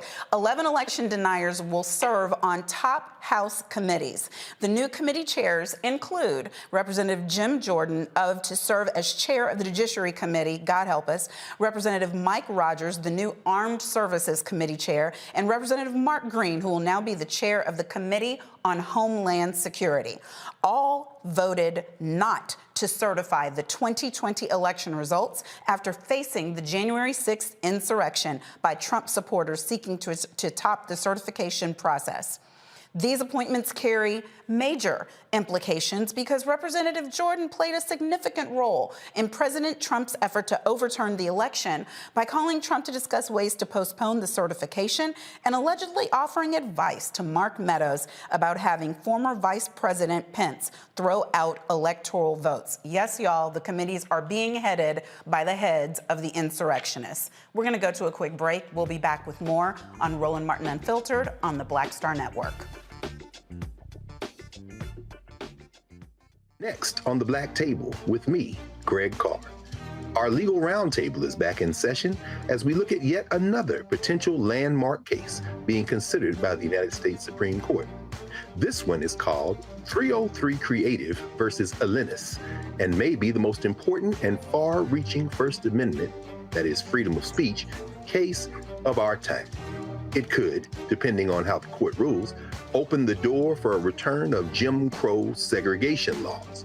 It's true. If you say we can discriminate against one, you're saying we can discriminate against all. That's on the next Black Table. Don't miss it, right here on the Black Star Network.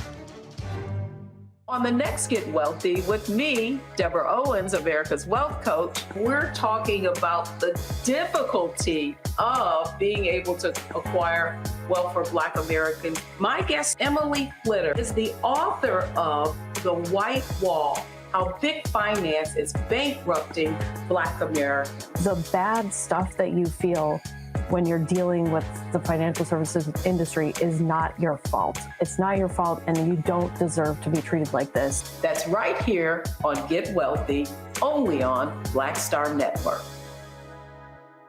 How y'all doing? It's your favorite funny girl, Amanda Seals. Hi, I'm Anthony Brown from Anthony Brown and Group Therapy. What up, Lana Well, and you are watching Roland Martin Unfiltered.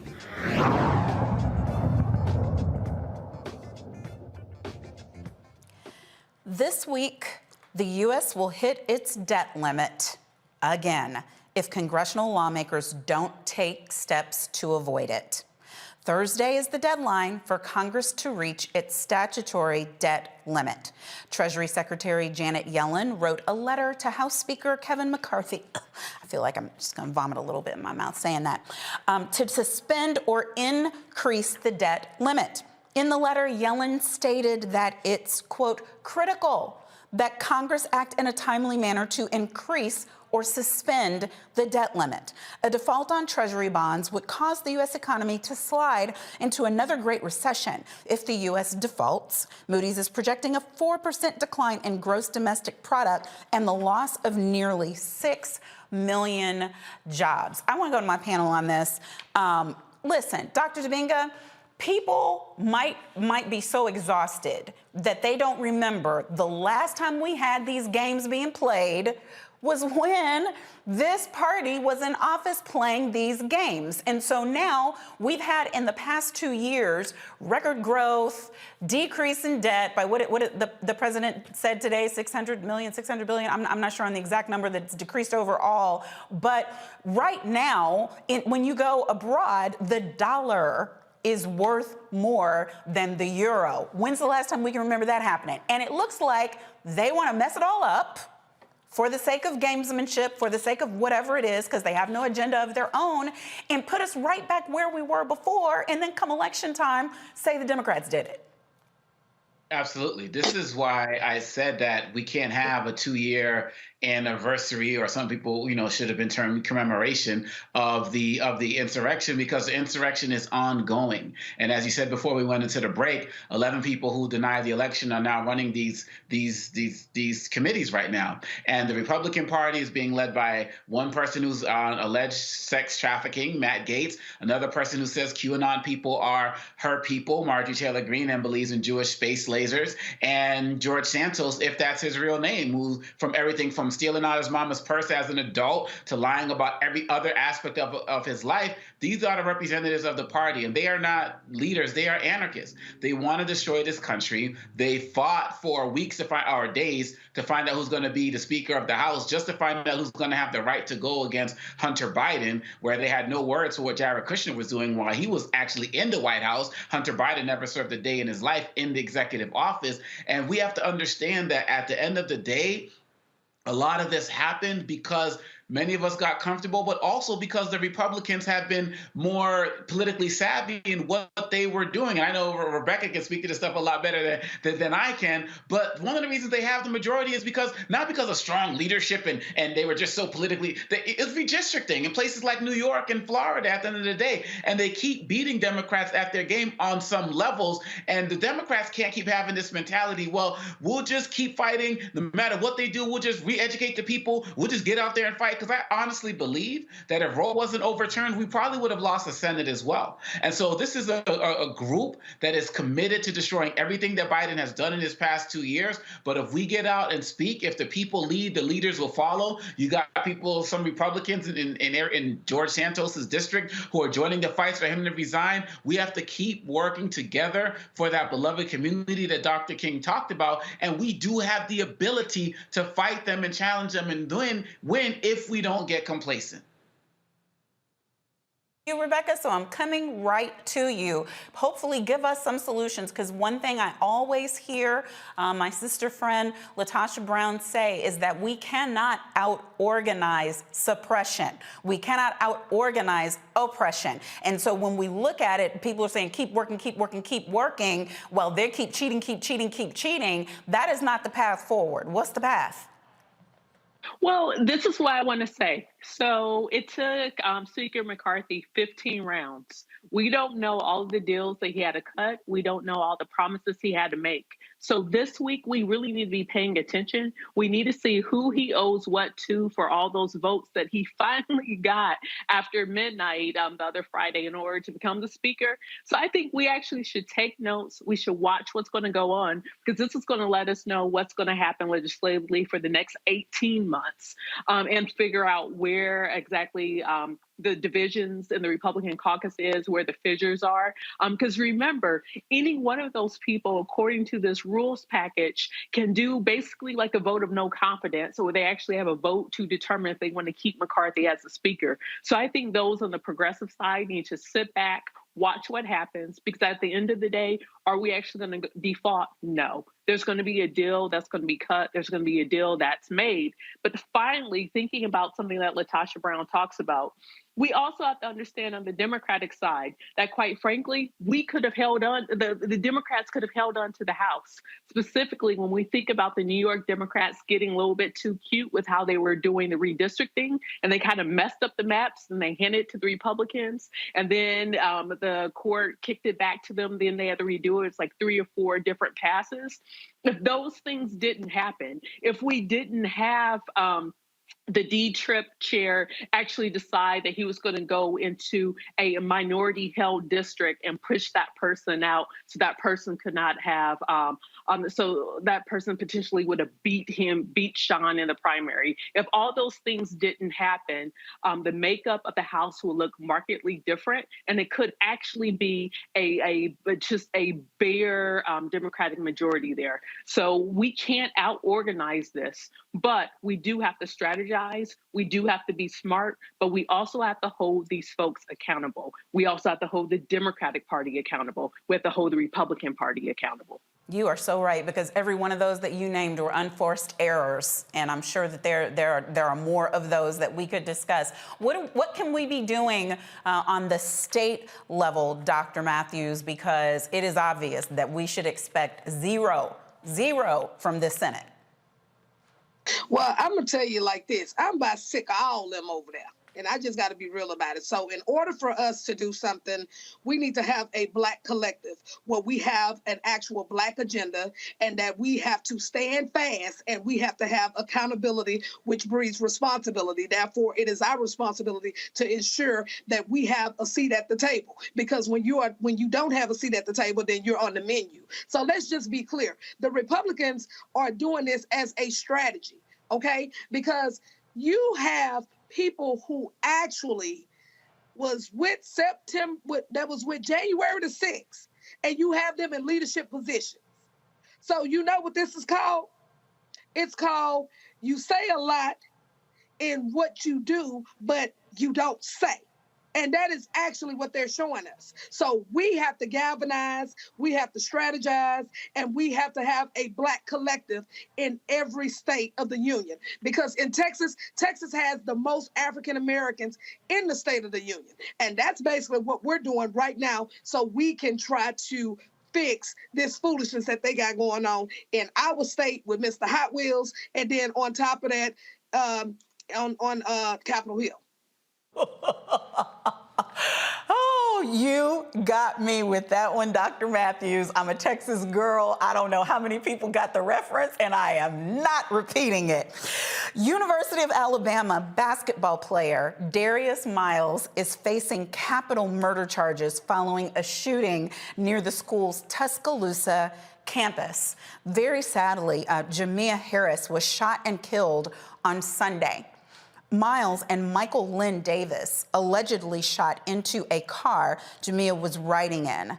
Miles says he's innocent in a statement released by his attorneys, which says, Darius Miles and his family are heartbroken tonight over the death of Jamia Jonah Harris. While Darius has been accused of being involved with this tragedy, he maintains his innocence and looks forward to his day in court. I don't know if anybody on the panel has any additional information about this case. Dr. Dibinga, have you heard anything? I have not, and we really need to watch how this plays out, because this is disturbing on so many levels, and I really hope we get to the bottom of this ASAP. This sister lost her life, and wow. No, I wish I had more information, but I'm definitely going to be following it. Anything? I have one lawyer on the panel. Rebecca, got anything for us?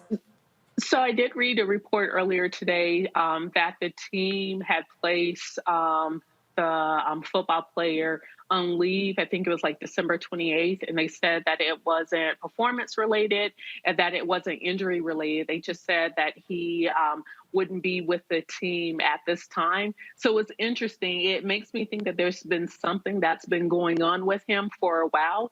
And then obviously after he was charged, the team immediately said that they cut ties with him and he's no longer a part of the team. But I'm curious if the University of Alabama can release what led them to actually put him on leave in December, and if there was a history, if there were other things that was going on with that young man. But it's a sad story all around. Right, and you know, he's a basketball player. Just want to clarify, but you know, I don't trust Alabama. I don't trust Alabama investigations and Black folks, and I'm concerned about ties being cut for an accusation. Maybe it's just a criminal defense lawyer in me, but I could understand why he would be on leave. I can't understand why he would be removed unless the team has significantly more information than we are being told. But it's certainly a story that we will have to keep our eyes and ears on. Dr. Matthews, any thoughts? Only thing that I can say is everybody deserves the right to have due process. So I have to go and look into this because it appears that it's some real bullshiggity that's going on around here. And I'm like you, my sister. I don't trust nothing they have going on in Alabama. So I'm going to have to go ahead and get my pen and dig into this. Absolutely. And it's hard because especially when it's a situation like this, a young woman has lost her life in our community and 2 young men of our community are charged. So many times people feel the need to get on one side or another and quickly. And I always sit in the seat of, but wait, if they did what they're accused of doing, let justice prevail. If they didn't, let justice prevail. And so I just hope that everyone will remain calm enough and stick with facts as facts come out so that we can get to the bottom of this. It is time for another break, and afterward we will be back with more of Roland Martin Unfiltered, streaming live on the Black Star Network. Don't go anywhere. We'll be right back.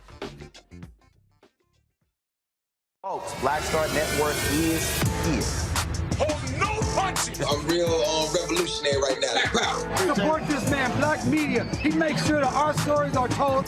Thank you for being the voice of Black America, Roland. Stay Black. I love y'all. All momentum we have now, we have to keep this going. The video looks phenomenal. See, there's a difference between Black Star Network and Black-owned media and something like CNN. You can't be Black-owned media and be scared. It's time to be smart. Bring your eyeballs home.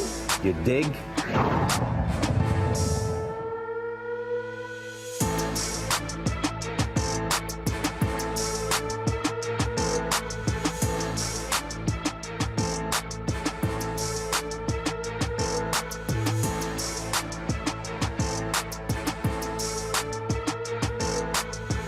Hi, I'm Dr. Jackie Hood Martin, and I have a question for you. Ever feel as if your life is teetering and the weight and pressure of the world is consistently on your shoulders? Well, let me tell you, living a balanced life isn't easy. Join me each Tuesday on Black Star Network for a Balanced Life with Dr. Jackie. We'll laugh together, cry together, pull ourselves together, and cheer each other on. So join me for new shows each Tuesday on Black Star Network, A Balanced Life with Dr. Jackie.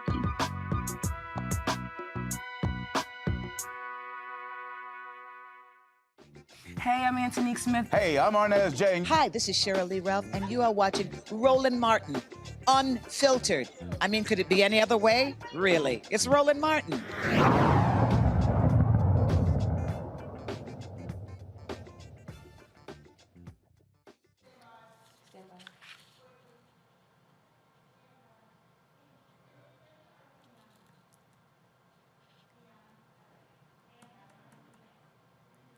A Tennessee family demands answers after their loved one died days after a police interaction. 29-year-old Tyree Nichols was pulled over and arrested by Memphis police officers on January 7th. The family wants the body camera footage recorded during the traffic stop released to find out how Tyree's arrest landed him in the hospital, ultimately causing his death. Joining me now is the family attorney, Attorney Ben Crump, and members of Tyree Nichols' family, Rodney Wells, his stepfather, Jamal Dupree, his brother, and Kenya Dixon, his sister. Welcome, everyone. How you doing? Attorney Crump. Good morning. Once again, it's a new year, but we still have the same struggles, Monique Presley, with Black people being killed inexplicably from a simple traffic stop. Nobody should die from a simple traffic stop.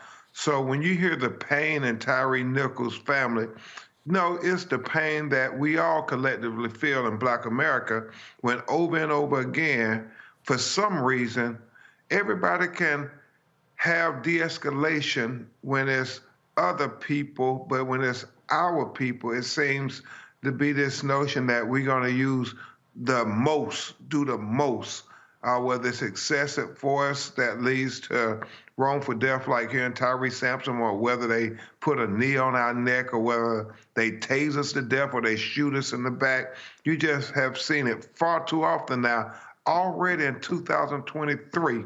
And that's why we're going to make sure everybody in Memphis know that until we get justice for Tyree Nichols, there will be no peace. What kind of information do we know so far, absent the video footage? What do we know about what happened, Attorney Crump? You know, Kareem Ali has been working closely with Mr. Wells and Tyree's siblings and rest of their family.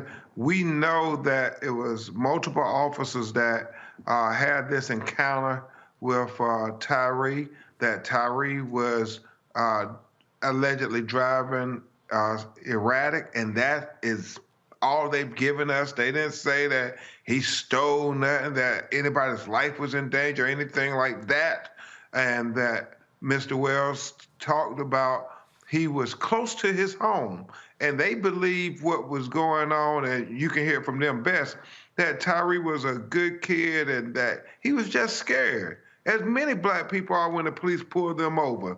And so right now we know that everything that happened to Tyree should have been captured on body cam video, Monique Presley, or surveillance video. And if they don't have anything to hide, then why won't they release the video? You don't need to say no more. Just release the video. And I know Mr. Wells and Jamal and Kenyatta, they have been carrying the battle every day, saying, we're not going to let you sweep this under the rug. I know Kareem has been sending me interviews. He's been sending me news articles of how this family is saying that you picked the wrong family. We're not going to let you get away with murder of our son, our loved one. And when you hear them to describe Tyree, he seemed like he was just such a lovable, affable young man, and that he did not deserve this, Monique. And so the mayor has already said that they're going to be transparent. And I mean, the chief said they're going to be transparent. So now we just need your actions to mirror your words and make sure these videos are released, and that this family is granted all their due process where they can get justice. I mean, I know from your previous panel, you had a lot of people there who have been on the streets demanding justice for our people. Now, this caravan for justice comes to Memphis, Tennessee, and the only thing on our mind right now is Tyree Nichols. Well, I absolutely want to take some time to talk to the family, but I have one more question for you, Attorney Crump. But first, I want to read the statement from Chief Davis. He says, After reviewing various sources of information involving this incident, I have found that it is necessary to take immediate and appropriate action. Today, the department is serving notice to the officers involved of the impending administrative actions. We also have a statement from Mayor Jim Strickland, which says, while we must complete the investigation process, it is our top priority to ensure that swift justice is served. We want citizens to know that we are prepared to take immediate and appropriate actions based on what the findings determine. And I agree with you, Attorney Crump. Those are nice words. We'll see if they're followed with action. But what can you tell me first before I speak with Tyree's family? What can you tell me about the injuries at the point that he was taken to the hospital on January 7th? You know, his family produced the photos of how battered and bruised he was. So you know it was more than what they let on. And Mr. Wells and the family can let you know what the police told them, Attorney Presley.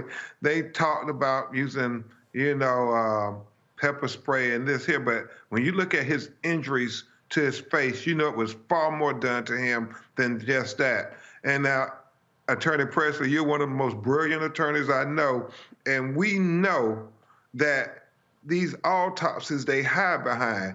They say that they got to wait for toxicology, and even though we know anytime they really want the toxicology report, they can get it in a matter of weeks, but they will try to let it string on for months at a time. And so me and my legal team, Kareem, Attorney Tony Ramanucci, and others, we're going to get an independent autopsy on behalf of the family so we will know definitively what happened to cause the death of Tyree Nichols. Well, absolutely, Attorney Crump, and you know I don't have to tell you, having served on the other side, that while they're telling you that they can't get the report, they already have the report. I want to turn my attention, though, to Tyree's family and say first, we offer our condolences, and certainly our hearts go out to you all and to your extended family. This is not a situation that anyone wants to be in, and we send all of our prayer, our strength, and whatever efforts we can to you as you deal with this ordeal that no one should have to deal with. First, Mr. Wells, what is it that you could tell us about Tyree before we talk more about this incident? What can you tell us about your stepson? First of all, he's the greatest kid that you could have as a stepson. When I met Tyree, which is basically 10 years ago, he embraced me like, I was his father immediately. There was no questions. Great kid. He also worked with me. His employees loves him to death. You would not have no clue as to how many people showed up. We had a balloon release on Friday, and the whole second shift was out in the parking lot to release the balloons for Tyree because how much they cared for him. So he was very, very loved. He was not the kind of kid that would deserve this kind of treatment. He was not a street kid. I'm a street guy.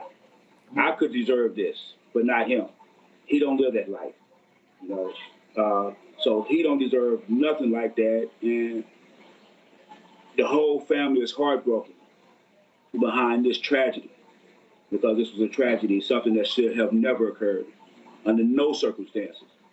Even if he had a gun on him and he didn't point it at them, even if he had drugs on him, which he did not have, that don't deserve a death sentence.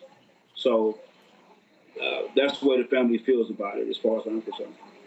And Jamal, do you have anything that you would like to share about your brother? Yeah, just like Pops just said, Tyree wasn't built for the streets. Tyree was never for the streets, nothing like that.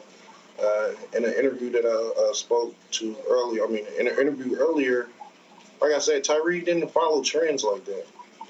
Tyree wasn't that type of kid. He wasn't that type of person.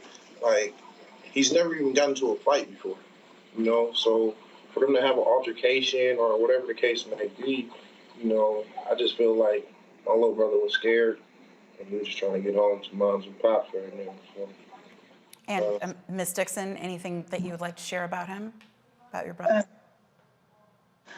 I mean, he was just my little brother, doing stuff that little brothers do. Never in a million years that I think I'd be wearing my brother's face on a T-shirt. He was just him. He was the life of the party. He loved the sunsets. He loved his camera. He captured my whole wedding. He was just, like I said, you can't really put it into words. He was just my little brother. He'll always be my little brother. What information can you all share? Attorney Crump said that you have received or been in communication with the police. Is there one of you all who can share if there's anything else that you've learned from those conversations?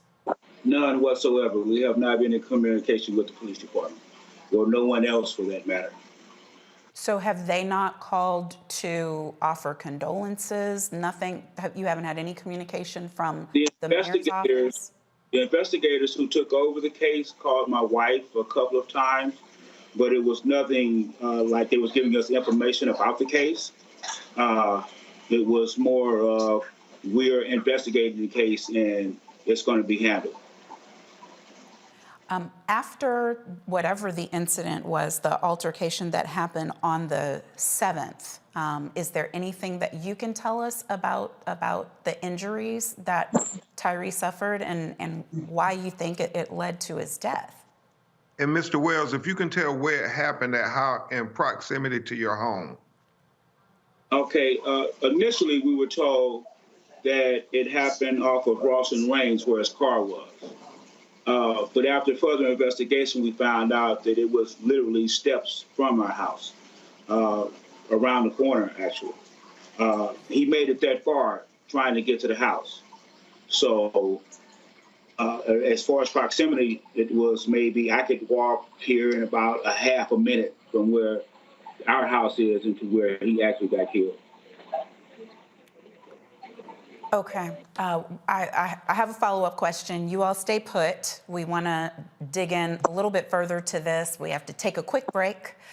We will be back with more with his family and with his attorney Benjamin Crump. After this break, you're watching Roland Martin Unfiltered on the Black Star Network. Be right back. Most people think that these television shows that tell stories about who we are as black men, and then they paint these monolithic portraits of us.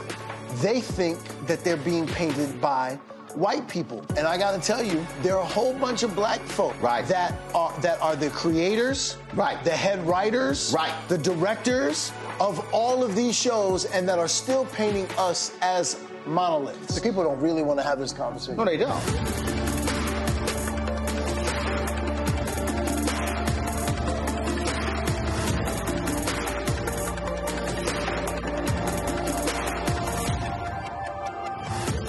On the next A Balanced Life with me, Dr. Jackie, listen to this. Good fortune happens when opportunity meets planning.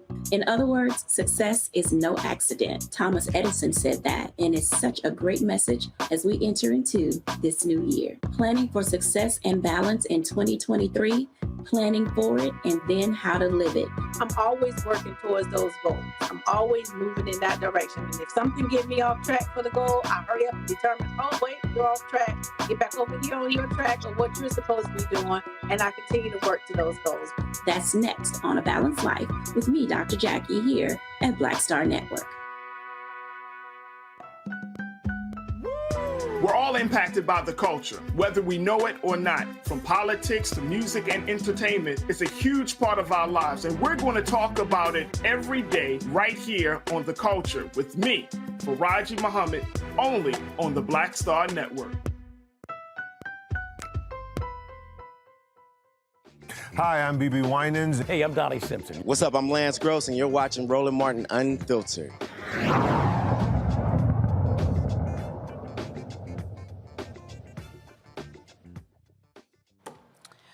Before we left, we were talking to civil rights attorney Ben Crump and the family members of Tyree Nichols, who died after an encounter with Memphis, Tennessee police. He was arrested on January 7th and died days later. Attorney Crump, I am a little lost on the facts. From what we know, Tyree was pulled over and arrested on the 7th. He was pulled over, but then left the vehicle, fled the police. What happened? What do we know?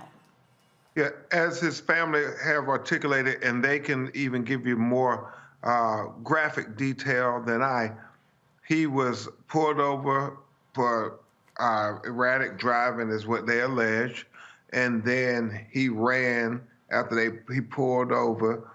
Nobody's claimed he sent them on a high-speed chase or anything. Pulled over, he just ran. His family believes he was afraid. Many black people are afraid when they get pulled over by the police. And then Attorney Presley, they apparently caught him and encountered him. They say an altercation took place. You got multiple police officers and this one young man, and he's not he doesn't weigh very much, so you question the amount of force they had to use on him. But one thing we know is that with the contusions and the abrasions on his face from the pictures of the family, you know that it was more than just, they said they pepper sprayed him, and they didn't talk about going hands-on on him. But you see the evidence of that, Monique Presley. I think it's best if we let Mr. Wells and his siblings talk a little bit about the details, because they've been on the ground and they've been looking at every aspect of it, along with Kareem Ali.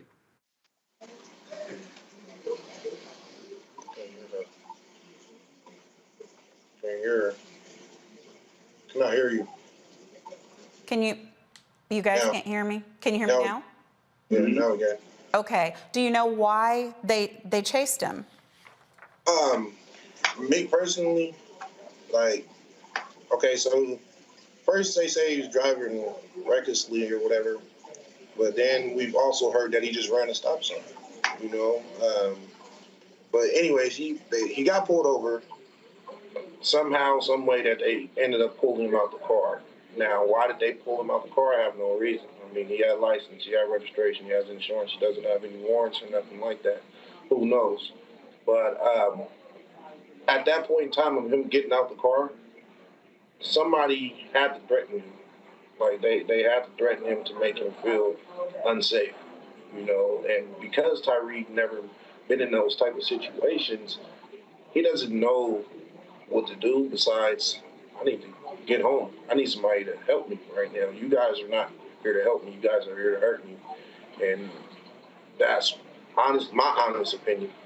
That's why my brother took off and came home. It's not like he was trying to, anybody else that's trying to flee on foot, they're trying to hide in different places and stuff like that. They running through people's houses and their backyards.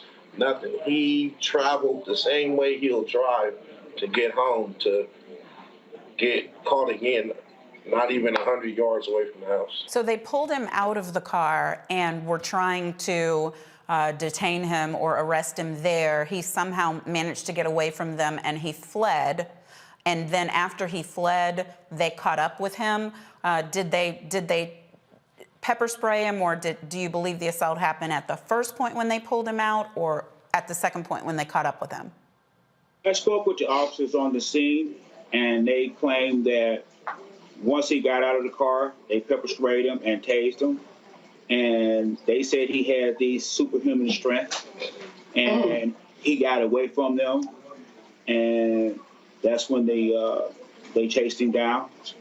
So this was their claim, that he had this superhuman strength. Now, mind you, my son is 6'3", maybe 140 pounds soaking wet. He has Crohn's disease. He won't get any bigger. He did not pose a threat to them to where they feared for their life, to where they had to take his life. And so do we know whether there was more contact? They caught up with him and apprehended him, or did the injuries that they had already sustained, did that catch up with him? In my opinion, he got killed on the scene, and they took him to the hospital and put him on life support for cosmetic reasons. Okay. Attorney Crump, the reason why I'm asking these questions is because in every jurisdiction, it's not assumed that the police are just supposed to run after you. If you don't pose a threat to yourself or others, if you don't have a weapon, if these things aren't present, then I'm always asking these questions like, okay, he ran, but that doesn't mean you chase. So I was just wondering what we know yet. Has anyone received any information about street cameras or anything like that may be available to give more information? Yes, ma'am. We understand, Attorney Presley, that there are surveillance cameras that may have captured what actually transpired, and that's what we're employing them to do to build trust for the community. But I do want to underscore what Mr. Wells and Tyree's sister and brother have said previously about he was not a big kid, that he had no criminal history. I mean, this kid was so beloved in the Memphis community and the Bay Area of California that you have people marching in both cities saying justice for Tyree Nichols. He was a skateboarder. You got people out skateboarding for justice for Tyree Nichols. And so when you think about a person who everybody to a one said, no, he's not that type of kid. Not him. Other people who don't know Tyree, Attorney Presley, may say, oh, okay, well, the police narrative, it fits what happened, but not from the people who know him. They all are adamant that Tyree would have never attacked the police. If anything, he was scared because the police, were saying things to him, and that's what we want to see in that video. Who did what? Because they do not believe Tyree would have been on the offensive against the police. They never would have been in a life-threatening situation with Tyree Nichols. And that's why, if you want to shut us up, release the video. Absolutely. Well, I want to thank you to the Tyree Nichols family for taking the time in the midst of your grief to share this information. And thank you, as always. I wanted to share one more thing. Go ahead. Me and my son worked at FedEx, and FedEx went beyond what they could have done for Tyree and myself and my family. It's the largest corporation in Memphis. And he was so beloved there that it doesn't make sense. I mean, like I said, we had a balloon release. There was over 100 people out there for that celebration. So I want to give big thanks to FedEx for their support. Well, thank you so much for that. We're glad that people are stepping up to help and to support, and we certainly will as well. I know you, Attorney Crump, will keep us posted if there's anything further that we need to know or anything that we can do. Thank you all so much. Absolutely, Queen. Thank you. All right, bye-bye. So, to my panel, you know what, Dr. Dibinga, here's what I want to say, and I purposely waited until there was no family to say it, because I understand why they want to point out over and over again that Tyree was not that type of person. But to me, it doesn't matter what type of person was in that circumstance. What matters are the facts, and it's not supposed to matter what type of person you are if you were mistreated. And I think that is a continuation of the conversation we've been having throughout the show tonight, that we are not treated as people. So whether he was having an anxiety attack, whether he was going through a Crohn's incident, whether he was resisting the police, at the point that this man is running away, he's not a threat to y'all. Absolutely, and this ties directly into what we were talking about earlier with the concept of thingification. Because when I heard the father say that they said he demonstrated some form of superhuman strength, I was like, that was it.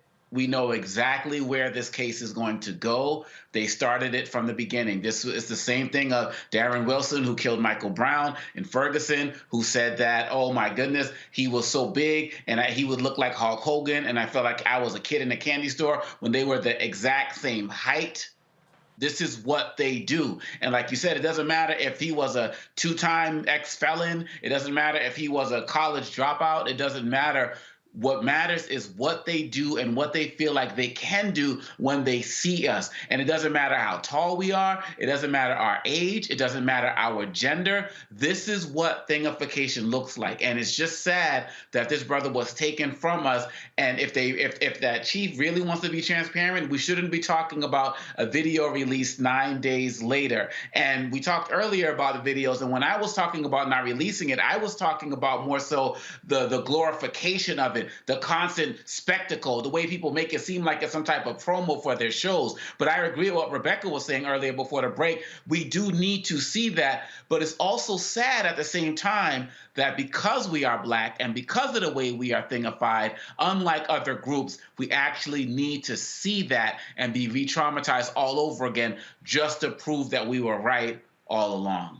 Absolutely, absolutely. And quickly, you know, Rebecca, there's a difference between it being released to the public and the attorneys and family being able to see what happened. And to me, at a minimum, that should always be occurring as quickly as possible, because to add on to death with a lack of knowledge of how it happened or why it happened is unacceptable. It's almost as if the law enforcement agency here is trying to remove all traces of human dignity from Tyree, and not to give his family the dignity and understanding and having closure of exactly what happened, assuming the body cam was on, because sometimes we hear, oh, well, there was a malfunction on this brand new body cam. So I hope it's nothing like that. But what's interesting, even when you do have Black law enforcement and you do have a Black police chief, we still have to understand the anti-Blackness that's firmly in how law enforcement is done in this country. And so we still have to hold law enforcement accountable. We have to push this administration to push and figure out how to get rid of qualified immunity to make sure that victims of police violence are able to get justice. Absolutely. 1 minute, Dr. Matthews, and then we got to close. Okay, you know what? One thing that I did not hear is that, one, we have to educate our children on how to interact with the police. Because when I heard when they stated that the young man ran from the cops, basically, we got to teach our children, do not give these cops no type of excuse for a justified killing, okay? That violates our human rights and also violates our humanity. And so clearly, I did not hear none of that. And then on top of that, I don't trust nothing about none of them cops over there, because they all jackleg with that foolishness over there. And Ben Crump, me and him has worked on several cases. And I believe that he's going to get to the bottom of it with releasing that video, but they have to stay steadfast and they have to be vigilant, and accountability has to be had. But I'm going to leave y'all with this again. Train your children on how to interact with the police. Do not give these jackleg cops, these rogue cops, no type of reason to do a justified killing to our kids. Right, and I hear you on that. I disagree strongly. I used to teach right here on this very show a segment called Know Your Rights and Stay Alive, and I thought too that there was a way that if you didn't look or if you did look, if you stared in the eyes, if you didn't reach for the glove compartment, if you didn't run, if you stayed, all of those things would matter, but unfortunately, they kill us anyway. What I am hoping, and I want to thank the panel for being here, Dr. Dibinga, Carruthers, and Dr. Matthews. We're out of time for today, but on MLK Day, offer service to all. Thank you for joining us on Roland Martin Unfiltered on the Black Star Network. I'm not going to say holla, I'll just say see you next time. Folks, Black Star Network is here. Oh, no punches! I'm real revolutionary right now. Support this man, Black black media. He makes sure that our stories are told. Thank you for being the voice of Black America, Roland. Stay black. I love y'all. All momentum we have now, we have to keep this going. The video looks phenomenal. See, there's a difference between Black Star Network and Black-owned media and something like CNN. You can't be black-owned media and be scared. It's time to be smart. Bring your eyeballs home. You dig? Pull up a chair, take your seat. The Black Tape with me, Dr. Greg Carr, here on the Black Star Network. Every week, we'll take a deeper dive into the world we're living in. Join the conversation only on the Black Star Network. Hi, I'm Dr. Jackie Hood Martin, and I have a question for you. Ever feel as if your life is teetering and the weight and pressure of the world is consistently on your shoulders? Well, let me tell you, living a balanced life isn't easy. Join me each Tuesday on Black Star Network for A Balanced Life with Dr. Jackie. We're all impacted by the culture, whether we know it or not. From politics to music and entertainment, it's a huge part of our lives, and we're going to talk about it every day right here on The Culture with me, Faraji Muhammad, only on the Black Star Network. I'm Deborah Owens, America's Wealth Coach, and my new show, Get Wealthy, focuses on the things that your financial advisor and bank isn't telling you, but you absolutely need to know. So watch Get Wealthy on the Black Star Network.